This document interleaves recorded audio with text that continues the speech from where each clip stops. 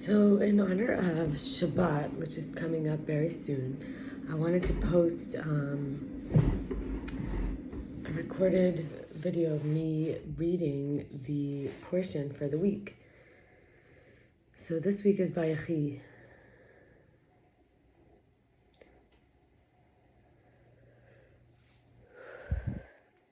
And on each page, I'm going to read one interpretation at the end of the page. So, or approximately, like some pages continue, whatever, in the middle of a sentence. So, Jacob lived in the land of Egypt 17 years, and the days of Jacob, the years of his life, were 147 years. The time approached for Israel to die, so he called for his son, for Joseph, and said to him, "Please, if I have found favor in your eyes, please place your hand under my thigh and do kindness and truth with me.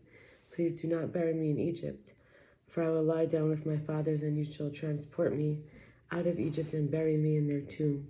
He said, "I personally will do as you have said." He replied, "Swear to me," and he swore to him. Then Israel prostrated himself toward the head of the bed.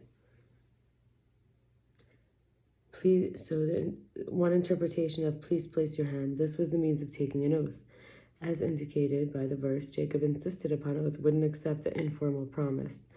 This didn't imply a lack of trust in Joseph. Rather, Jacob made a realistic assessment of the political problem that would arise when Joseph sought permission for the burial outside of Egypt. Pharaoh would take it as an insult to the land that had given generous hospitality to Jacob and his family, and he would understand the request as a demonstration that Israel's allegiance didn't belong to Egypt. Only if Joseph were to take a solemn oath would Pharaoh deem it improper to stand in his way. Indeed, when Pharaoh gave permission to Joseph, he emphasized that he was doing so because Joseph had sworn to do so.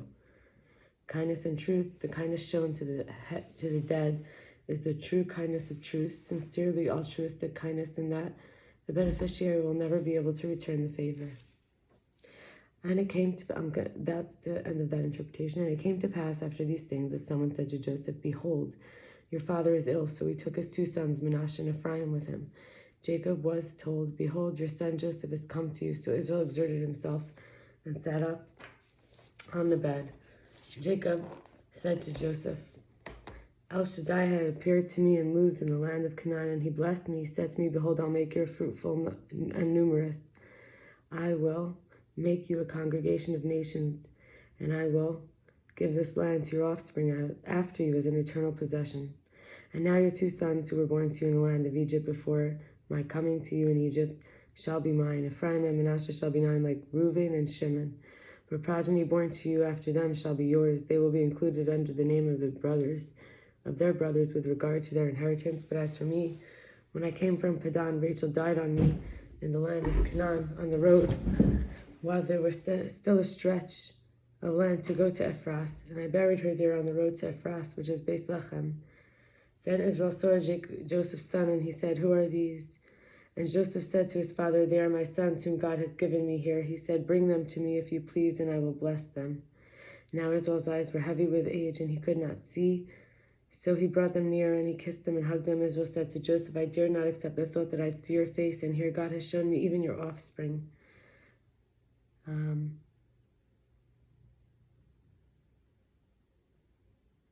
7. So it says, "But as for me, this is an interpretation. When I came from Padan," Rashi connects the statement with Jacob's earlier request that Joseph inter him in Canaan. In fairness, how could Jacob ask to be buried in the cave of Machpelah when he did not do the same for Rachel, who died on the way home from Padan, only a short distance from Hebron? Apparently, Jacob sensed that Joseph might have harbored resentment about this, and he took this opportunity to explain his action. Even though she died but a short distance from Beis Lechem, God commanded Jacob to bury her by the roadside so she could help the Jewish people when Nebuzaradan, the chief general of Nebuchadnezzar of Babylon, would lead Israel into captivity after the destruction of the first temple. When the Jews were passing along the road to Beis Lechem, tormented, hungry, and exhausted, Rachel's soul came to her grave and wept, beseeching God's mercy upon them. God heard her plea, as the prophet relates, of voices heard on the high, the sound of lamentation, Rachel weeping for her children. God replied to her, "Withhold your voice from weeping and your eyes from tears, for your work will be rewarded, says Hashem, and your children will return to their border."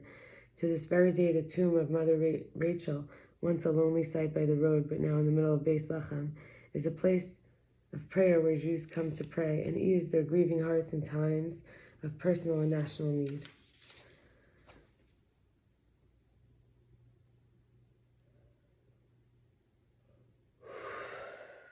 Wow. Joseph then removed them from his knees, and he prostrated himself with his face toward the ground. Joseph took the two of them, Ephraim with his right hand to Israel's left, and Manasseh with his left to Israel's right, and he drew close to him. But Israel extended his right hand and laid it on Ephraim's head, though he was younger, and his left hand on Manasseh's head.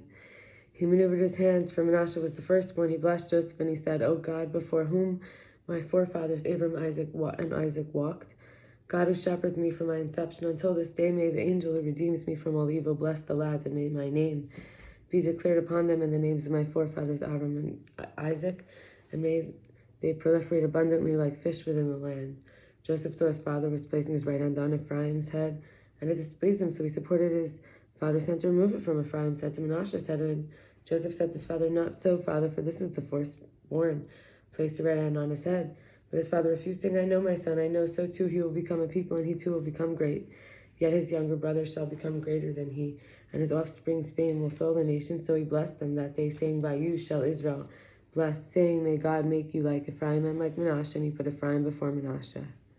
Then Israel said to Joseph, Behold, I am about to die. God will be with you, and will bring you back to the land of your fathers. And as for me, I have given you Shechem, one portion more than your brothers, which I took from the land of the Amorite with my sword and with my bow. One interpretation says, So he blessed them that day. It may be inferred by extension that the term that day refers to the day whenever it is that Jewish parents would wish to bless their children. Whenever such days arrive, they'll use the text of Jacob's blessing.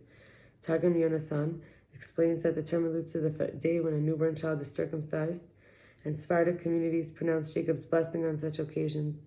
It's customary in many families that many parents bless their sons on the Sabbath eve with the formula, May God make you like Ephraim and Manasseh. They bless their daughters by saying, May God make you like Sarah, Rebekah, Rachel, and Leah. By you shall Israel bless. Jacob assured Joseph that for all time, Jewish parents would remember that he was the father of sons who were elevated to the status of full-fledged tribal fathers. Longing that their own children would rise to such heights, parents would bless them accordingly. Another reason for the choice of Ephraim and Manasseh as the models for all future generations is that they demonstrated the strength to maintain their Jewishness in the face of hostility and temptation of Egyptian culture and society. Jewish parents, especially in exile, have ample cause to hope that their children show comparable commitment to their heritage.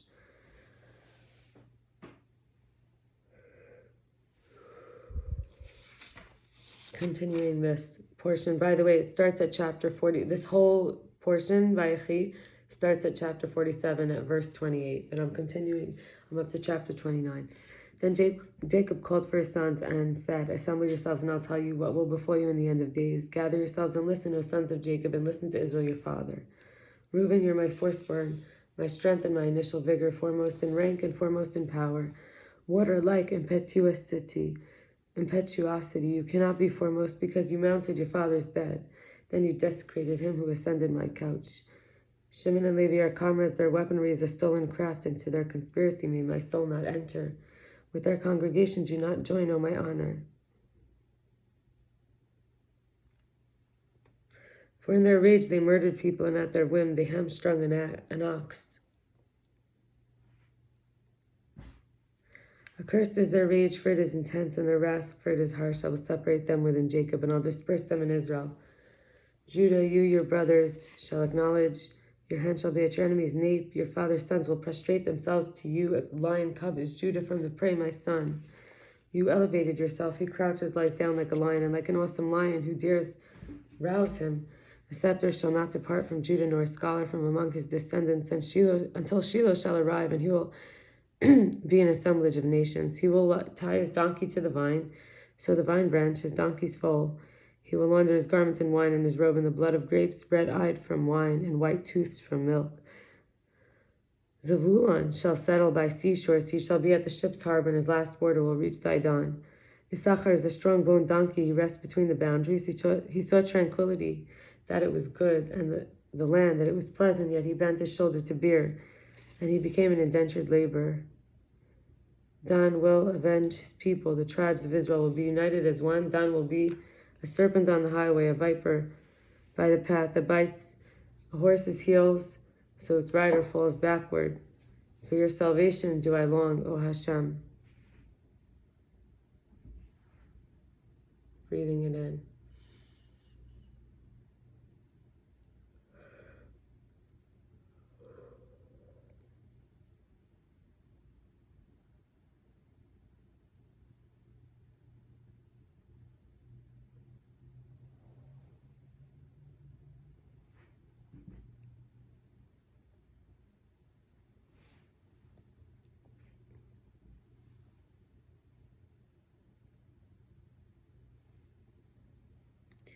God will recruit a regiment and it will retreat on its heel. From Asher, his bread will have richness and he will provide kingly delicacies. Naphtali is a hind let loose who delivers beautiful sayings. A charming son is Joseph, a charming son to the eye. Each of the daughters climbed heights to gaze. They embittered him and became antagonists.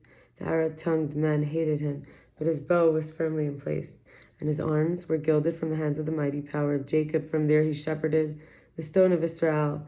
That was from the God of your father, and he will help you in Shaddai, and he will bless you with blessings of heaven from above, blessings of the deep crouching below, blessings of the bosom and womb, the blessings of your father surpass the blessings of my parents to the endless bounds of the world's hills. Let them be good upon Joseph's head and upon the head of the exile from his brothers. Benjamin is a predatory wolf. In the morning he will devour prey, and in the evening he will distribute spoils. I'll now read interpretations for the last few pages. I just didn't want to block it, I didn't want to cut it in the middle of the 12.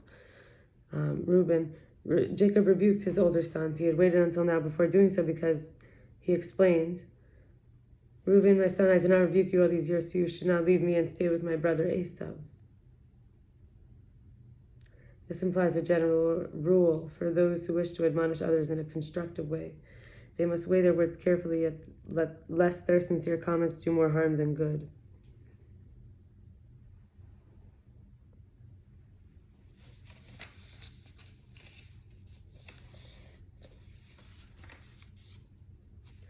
A lion cub. In the future, Judah would be like a lion, king of beasts, but when Jacob blessed him, he was still a cub. For his greatest moments, when he would reign over the nation, was still in the future. You combine the courage of youth with the prudence of age. From Swarnov and Rebbe Hirsch. Jacob had suspected Judah of responsibility for Joseph's murder, a deed he had described with the word teref, literally tearing apart. Thus Rashi perceives our passage as, say you, my son, has risen above the act of tearing your prey, of which I suspected you. To the contrary, you were instrumental in sparing him. Jacob had suspected Judah more than the others because he, as the one destined for kingship, would be the one that felt most threatened by Joseph's dreams. Torah commented, that's from Gur Aryeh. Torah commented that Jacob referred prophetically to Judah's greatest descendant David, who first displayed his strength and courage as a lad when he killed a lion and a bear.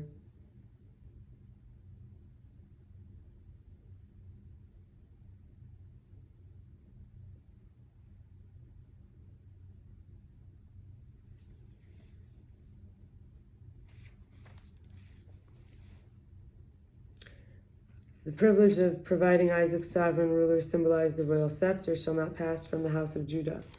Uncleus. This blessing did not take effect immediately, however, for the first Jewish king was Saul, a Benjaminite.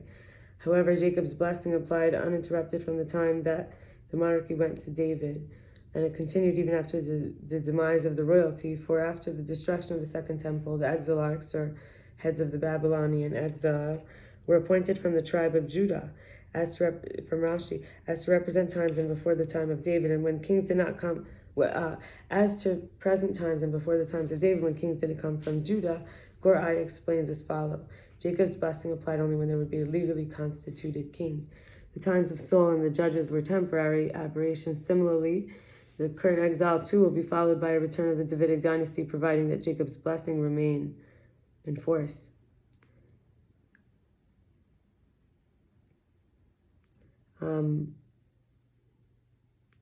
The allusion to Hillel's descendants, the Nasiim, or princes in Eretz Yisrael, are why it says not even that the scepter shall not depart from Judah, nor a scholar from among his descendants. Their greatness in Torah was enhanced by their descent from the royal line of Judah. Uncleus, followed by Rashi, renders that until the Messiah comes, is what it means when it says until Shiloh or Shiloh comes, to whom the kingdom belongs. The Midrash explains that the word Shiloh is a composite of the word Shelo, a gift to him, a reference to the King Messiah, to whom all nations will bring gifts. This verse is a primary Torah source for the belief that the Messiah will come, and the rabbis always referred to it in the Middle Ages when they were forced to debate with clerics of other religions. The word until does not mean that Judah's ascendancy will end with the coming of Messiah. To the contrary, the sense of the verse is that once Messiah begins to reign, Judah's blessing of kingship will become fully realized and go to an even higher plateau. That's from Shlah. At the time, all the nations will assemble to acknowledge his greatness and pay homage to him. According to Rashi, as understood by commentaries, these two verses are linked. Joseph rose to prominence despite the hatred he suffered. The two links are, they embittered him and became antagonists. The arrow-tongued men hated him, but his bow was firmly emplaced, and his arms were gilded. From the hand of the mighty power of Jacob, from there, he shepherded the stone of Israel.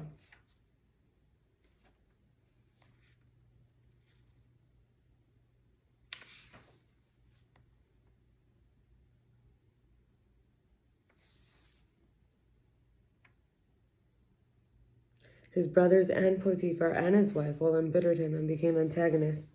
People with arrow-like tongues, a scriptural allusion to purveyors of malicious slander and gossip, dealt bitterly with Joseph, but by the grace of God, he rose to prominence despite him, from Rashi. Abarbanel sees in the verse the reason why Judah, not Joseph, became the leader of the nation. Noble though he was, Joseph provoked jealousy in people, while Judah enjoyed undisputed popularity.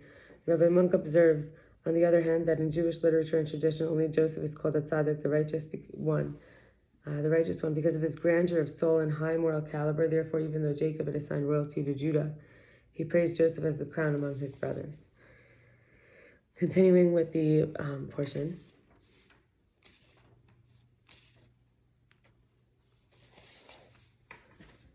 All these are the tribes of Israel, 12, and this is what their father spoke to them, and he blessed them. He blessed each according to his appropriate blessing. Then he instructed them, and he said to them, I shall be gathered to my people, bury me with my fathers, in the cave that is in the field of Ephron the Hittite, in the cave that is in the field of Machpelah, which faces Mamre, in the land of Canaan, which Abraham bought with the field from Ephron the Hittite as a burial estate. There they buried Abraham and Sarah his wife, there they buried Isaac and Rebekah his wife, and there I buried Leah. Purchase of the field and the cave within it was from the sons of Ches.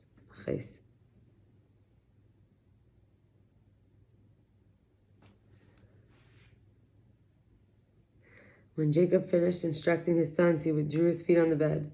He expired and was gathered to his people. Although Joseph had already sworn to bury Jacob in the cave of Machpelah, Jacob now imposed this duty upon the rest of his sons as well, because he feared that Pharaoh might forbid Joseph to leave the country, but would be amenable to allowing the others to go. Regarding Joseph, Jacob's apprehension was justified because Joseph felt that he needed Pharaoh's courtiers to intercede for him, and Pharaoh agreed to let him go only or primarily because Joseph had taken an oath to do so. Furthermore, Jacob emphasized the importance of burial in the cave by stating that the patriarchs and matriarchs had been buried there by Rambam. Then Joseph fell upon his father's face. He wept over him and kissed him. Joseph ordered his servants, the physicians, to embalm his father, so the physicians embalmed Israel. His 40-day term was completed, for such is the term of the embalmed, and Egypt bewailed him for 70 days. When his bewailing period passed, Joseph spoke to Pharaoh's household, saying, If you please, if I have found favor in your eyes, speak now in the ears of Pharaoh, saying, My father had adjured me, saying, Behold, I am about to die in my grave, of which I have hewn for myself in the land of Canaan. There you are to bury me. Now I will go up, if you please, and bury my father. Then I will return.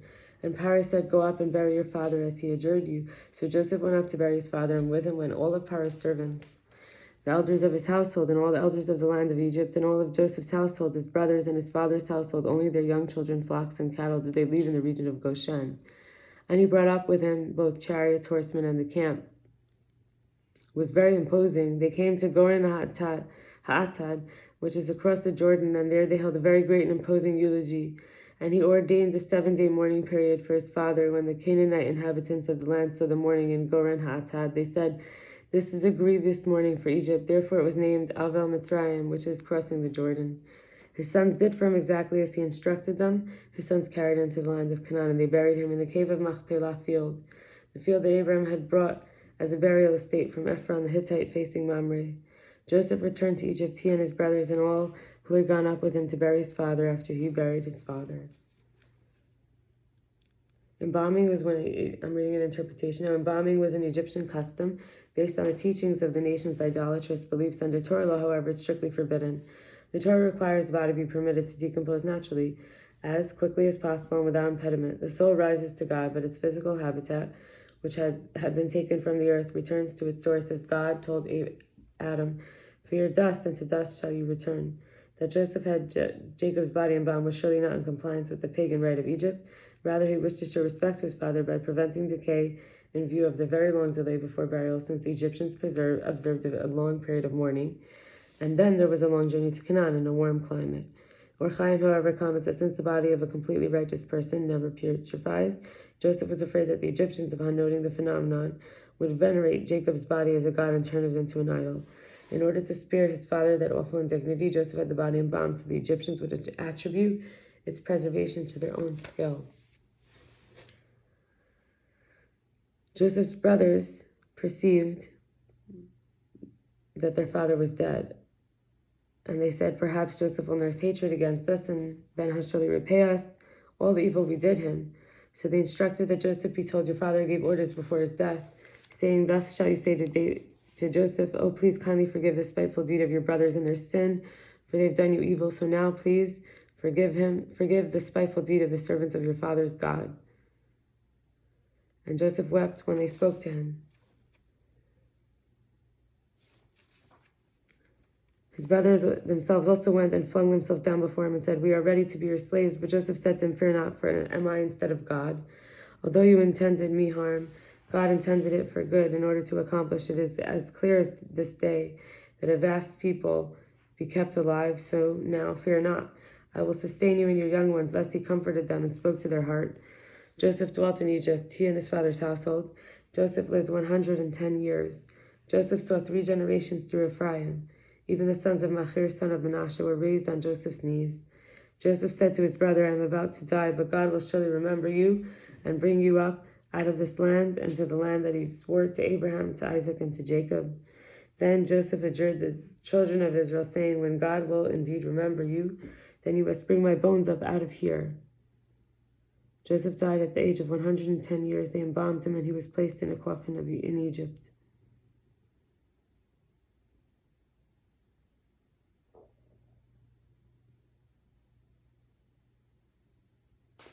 I want to repeat one line. Joseph saw 3 generations through Ephraim. All right, 2 interpretations, okay. On this page it says, Joseph's brothers perceived their father was dead in the sense that it seemed to them that with Jacob's death, Joseph's attitude toward them had changed. While he used to invite the family to dine with him very often during Jacob's lifetime and receive them all very warmly, he now stopped doing so. To them, this meant that once Joseph no longer had to show deference to Jacob, he was revealing his lingering animosity toward them, and they feared that he would avenge himself against them for having sold him. They were wrong, however. His real reason for stopping the invitations was that Jacob used to insist that Joseph sit at the head of the table. Now, however, Joseph felt uncomfortable about taking precedence over Reuben and Judah. On the other hand, it would be a violation of protocol for the viceroy to relinquish his position, so he stopped issuing the invitation. That's from Tanhuma. Alternatively, Joseph knew that with Jacob gone, there was a serious danger that Egyptian persecution could begin at any time, and that it could be provoked if the Egyptians suspected that the Jews were seeking power and influence. To prevent the Egyptians from harboring such suspicions, Joseph stopped inviting them to his palace. That's from Gor Aryeh. Rabbi Hirsch notes that without parents as a focal point of the family, it's unfortunately natural for siblings to meet less often and even to drift apart. That happened after Jacob died, but the brothers interpreted it as portending something sinister. The book of Genesis ends on a note of consolation, for the presence in Egypt of Joseph's coffin symbolized that his spirit would remain with them during their long and hard ordeal. The end of the patriarchal epoch is not a conclusion, but a beginning. The nucleus of the future nation of priests was firmly established, and it would emerge from the impending period of suffering and trial with its spiritual strength formed to endure for all time. And because it's the conclusion of the first book, Genesis of Bereshit, it was chapter 50 I just read, we say customary chazak, chazak, minis chazik, be strong, and maybe be strengthened. And there's something called the haftorah, which is like an added portion. It's like extra. So I'm going to read that now. This is from the portion of Kings, number 1, chapter 2, verse 1 to 12. David's days drew near to die, and he instructed his son Solomon, saying, I go the way of all the earth, be strong and become a man. Safeguard the charge of Hashem, your God, to walk in his ways, to observe his decrees, commandments, ordinances, and testimonies as written in the Torah of Moses, so that you will succeed in all that you do.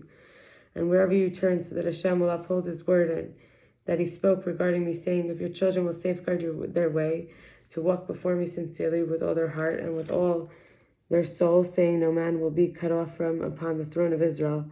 Furthermore, you know that Yoav, the son of Zeruiah, did to me for what he did to 2 leaders of the army of Israel, to Avner, son of Ner, and to Amasa, son of Yeser, whom he killed, thereby shedding blood of war in peacetime, placing the blood of war on the girdle that is on his loins and on his shoes that are on his feet.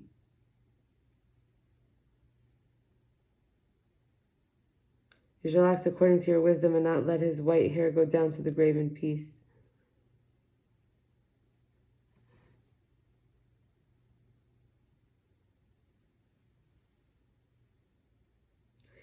To the children of Barzillai the Gileadite, act with kindness, and they shall be among those who eat at your table, for so they befriended me during my flight from Avshalom your brother. Behold, with you is Shimshon of Gera, the Benjaminite from Bachurim. He cursed me with a powerful curse on the day I went to Machanaim. But he came down to meet me at the Jordan, and I swore to him by Hashem, saying, I will not put you to death by the sword. But now you are not to hold him guiltless, for you are a wise man, and you will know what you are to do to him, and to bring down his white hair to the grave in blood.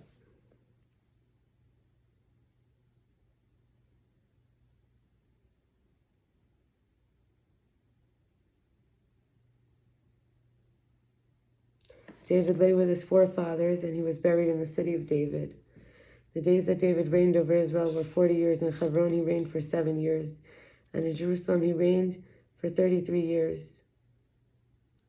Solomon sat on the throne of David his father, and his kingship was firmly established. And this is the commentary that I'll end this with. Like the Sidra, the haftorah describes, Sidra, the portion, the Seder, like the order. The haftorah, the added piece, describes the last will and testament of one of the greatest figures in history. In the Sidra, Jacob gives his final commands and blessings, first to Joseph and then to all his brothers, assigning to each of them his specific role in Jewish history. David issues his commands to only one son, his anointed successor Solomon. David's exhortations that Solomon follow the commandments of the Torah, and that only thereby can he assure success for himself and his progeny, are to be expected. So in his urging that Solomon show kindness to the family of Barzillai, who stood by David during the hardest period of his life, obedience to the Torah is the raison d'etre, raison d'etre of the Jewish people. Raison d'etre. Obedience to the Torah is the raison d'etre of the Jewish people. Without it, the nation can look forward only to enmity, defeat, and exile.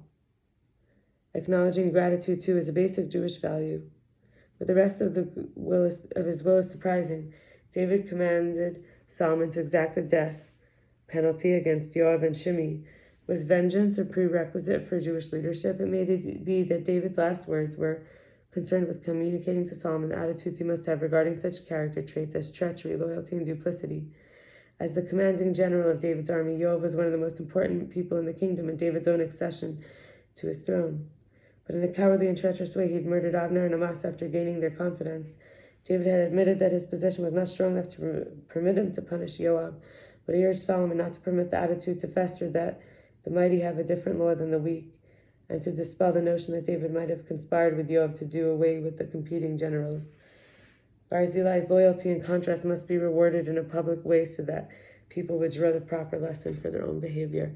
For those who celebrate, I wish you a good Shabbos.